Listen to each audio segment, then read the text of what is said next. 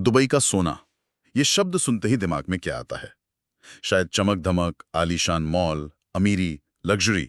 लेकिन अगर मैं कहूं कि इस सोने का रंग पीला नहीं बल्कि लाल है, खून जैसा लाल। आज हम सूडान में चल रहे एक ऐसे भयानक संघर्ष की बात करने वाले हैं जिसके तार सीधे दुनिया के सबसे आलीशान शहरों में से एक दुबई से जुड़ते हैं। आज हम इसी के परते उधेड़ेंगे। हमारे पास जो भी स्रोत हैं उनके आधार पर हम ये समझने की कोशिश करेंगे कि सूडान में आखिर चल क्या रहा है, कौन किससे लड़ रहा है, क्यों लड़ रहा है, और इस पूरी कहानी में ब्लड गोल्ड यानी खूनी सोने का एंगल क्या है। मकसद साफ है, इस बेहद उलझी हुई कहानी के सबसे जरूरी हिस्सों को सामने लाना। और शायद सबसे बड़ा सवाल यही है कि एक ऐसा देश जो सोने और पेट्रोलियम जैसे कीमती संसाधनों से भरा पड़ा हो, वो आज दुनिया के सबसे बड़े मानवीय संकटों में से एक का सामना कैसे कर रहा है। तो चलिए समझने की कोशिश करते हैं कि आखिर हो क्या रहा है। सबसे पहले तो उन आंकड़ों पर बात करते हैं जो किसी को भी दहला सकते हैं। 1.5 लाख से ज्यादा मौतें, और ये तो वो आंकड़ा है जो कंफर्म्ड है। असल संख्या शायद कहीं ज्यादा हो। 1 करोड़ से ज्यादा लोग अपने ही देश में बेघर हो गए हैं, और 2.5 करोड़ लोग, सोचिए 2.5 करोड़ लोग भुखमरी की कगार पर हैं। और ये सिर्फ नंबर नहीं है, हर नंबर के पीछे एक इंसान है, एक परिवार है, एक कहानी है जो तबाह हो गई है। अप्रैल 2023 से शुरू हुआ ये संकट इतना बड़ा है कि विस्थापन के मामले में इसने सीरिया और यूक्रेन के संकट को भी पीछे छोड़ दिया है। सच में सीरिया और यूक्रेन से भी ज्यादा? हाँ, और हालात की भयावहता का अंदाजा इस बात से लगाइए कि सूडान के 80% अस्पताल या तो बमबारी में तबाह हो चुके हैं या काम नहीं कर रहे। 80%? मतलब अगर कोई बीमार पड़ जाए या घायल हो जाए तो उसके पास जाने के लिए कोई जगह ही नहीं है। स्वास्थ्य व्यवस्था पूरी तरह से बैठ चुकी है। लेकिन इस तबाही के पीछे है कौन? ये लड़ाई है किसके बीच? देखिए, इस संघर्ष के केंद्र में 2 जनरल हैं। एक तरफ है सूडान की आधिकारिक सेना, जिसे सूडानीज आर्म्ड फोर्सेस या SAF कहते हैं। इसका नेतृत्व कर रहे हैं जनरल अब्देल फतह अल बुरहान। ठीक है। और दूसरी तरफ है एक बहुत ताकतवर पैरामिलिट्री फोर्स जिसका नाम है रैपिड सपोर्ट फोर्सेस यानी RSF। इसका कमांडर है मोहम्मद हमदान डगालो, जिसे सब हिमेटी के नाम से जानते हैं। आपने RSF को एक पैरामिलिट्री फोर्स कहा।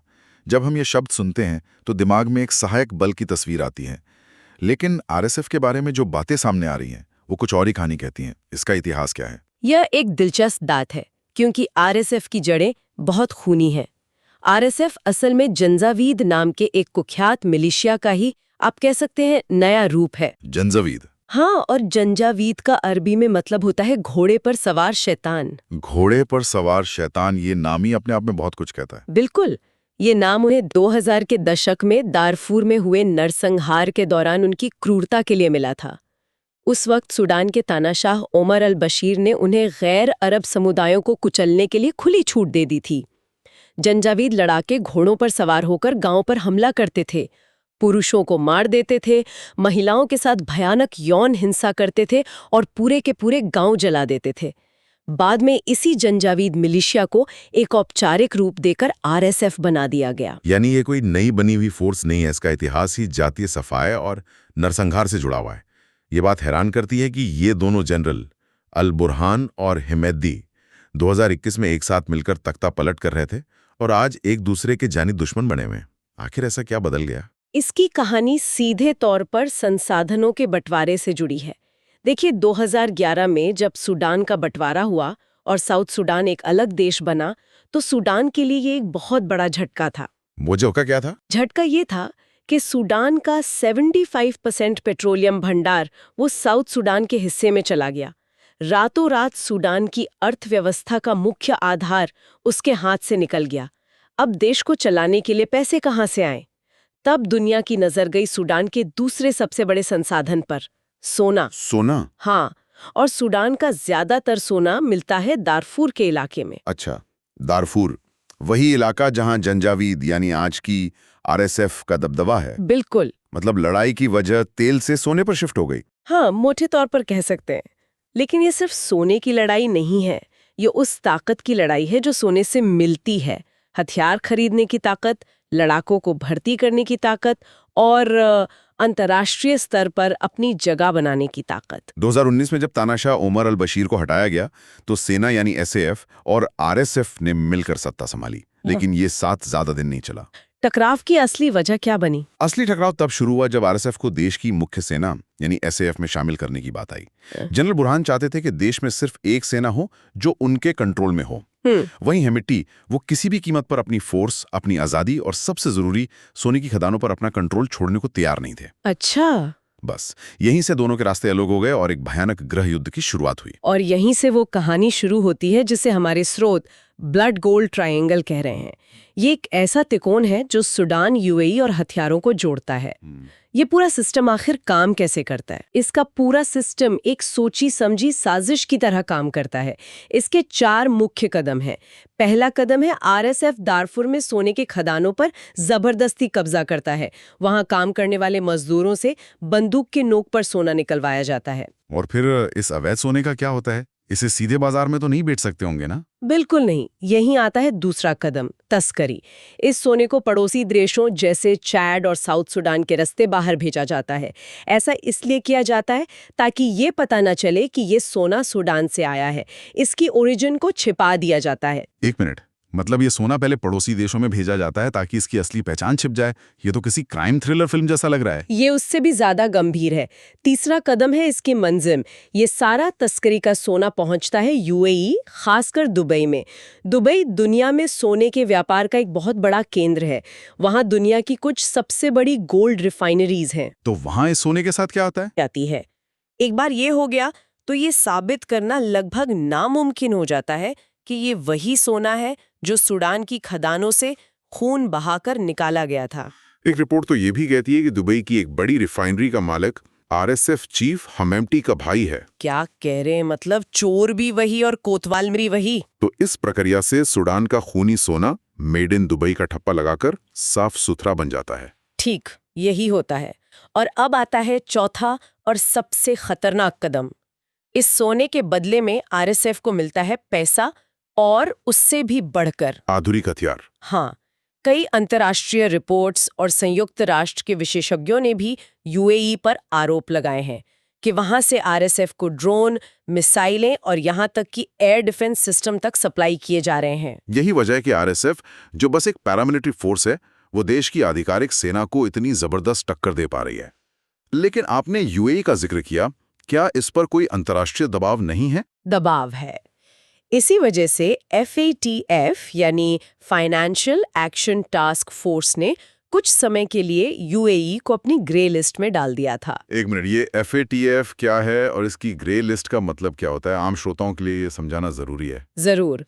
FATF एक ग्लोबल संस्था है जो मनी लॉन्ड्रिंग और आतंकी फंडिंग पर नजर रखती है। किसी देश के ग्रे लिस्ट में आने का मतलब है कि उस देश पर कड़ी निगरानी रखी जाती है, क्योंकि वहां अवैध पैसों के लेन देन का खतरा बहुत ज्यादा होता है। ये उस देश की साख पर एक बड़ा धब्बा होता है। हालांकि बाद में यूएई को उस लिस्ट से हटा दिया गया, लेकिन सवाल अभी भी बने हुए हैं। और ये मामला सिर्फ यूएई तक ही सीमित नहीं है ना? दूसरे देश भी इसमें शामिल है। हाँ, ये एक प्रॉक्सी वॉर यानी छद्म युद्ध भी बन चुका है, जहां एक तरफ यूएई पर आरएसएफ को सपोर्ट करने के आरोप है, वहीं मिस्र जैसे देश खुलकर सूडान की आधिकारिक सेना यानी एसएएफ का समर्थन कर रहे हैं। मतलब सूडान की जमीन पर बाहरी ताकतें अपनी लड़ाई लड़ रही हैं और पिस रही है वहां की आम जनता। और इस क्रूरता का सबसे भयानक चेहरा हाल ही में दारफुल के एक शहर अल फशेर में देखने को मिला। वहां क्या हुआ था? अल फाशिर में जो हुआ वो इस सदी की सबसे बड़ी त्रासदियों में से एक है। आरएसएफ ने इस शहर को लगभग 15 महीनों तक घेरे रखा। शहर में लाखों आम नागरिक फंस गए। बाहर से खाना, पानी, दवा कुछ भी अंदर नहीं आ पा रहा था।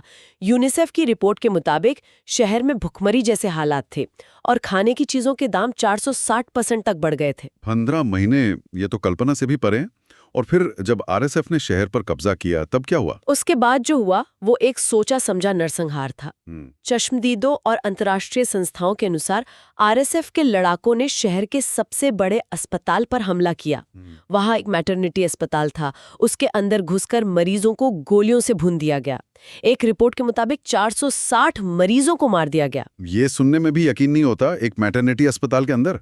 ये तो युद्ध के सारे नियमों को तोड़ देता है। और गैर अरब समुदायों को उनको चुन चुन कर निशाना बनाया गया, ठीक वैसे ही जैसे जंजावीद ने 20 साल पहले किया था। सड़कों पर लाशें बिखरी पड़ी थीं। अंतर्राष्ट्रीय सहायता एजेंसियों ने इसे एक विनाशकारी स्थिति बताया और कहा कि लोगों के लिए भागने का कोई सुरक्षित रास्ता तक नहीं छोड़ा गया। और इस सब पर दुनिया की क्या प्रतिक्रिया रही? अंतर्राष्ट्रीय समुदाय ने क्या किया? संयुक्त राष्ट्र ने कई बार चेतावनी दी, लेकिन कोई ठोस अंतर्राष्ट्रीय हस्तक्षेप नहीं हुआ। दुनिया भर की सरकारें बयानबाजी करती रहीं, लेकिन जमीन पर आरएसएफ को रोकने के लिए कुछ नहीं किया गया। इस चुप्पी ने हालात को और बदतर बना दिया। बाद में जब आरएसएफ पर बहुत ज्यादा दबाव पड़ा तो उन्होंने दावा किया कि कुछ दोषी लड़ाकों को गिरफ्तार किया गया है। लेकिन ज्यादातर लोग इसे एक पीआर स्टंट ही मानते हैं। हाँ, क्योंकि इतने बड़े पैमाने पर हुए नरसंहार की जिम्मेदारी सिर्फ कुछ लड़ाकों पर डालकर पल्ला नहीं झाड़ा जा सकता। इसमें कमांड की जिम्मेदारी साफ तौर पर बनती है। तो आज की इस पूरी चर्चा से एक बात तो शीशे की तरह साफ है। सूडान का संकट सिर्फ दो जनरलों के बीच का गृह युद्ध नहीं है। ये संसाधनों की एक बेहद क्रूर लड़ाई है, जिसमें अंतर्राष्ट्रीय ताकतें शामिल हैं, और इसकी आग को ब्लड गोल्ड का अवैध व्यापार लगातार हवा दे रहा है। बिल्कुल।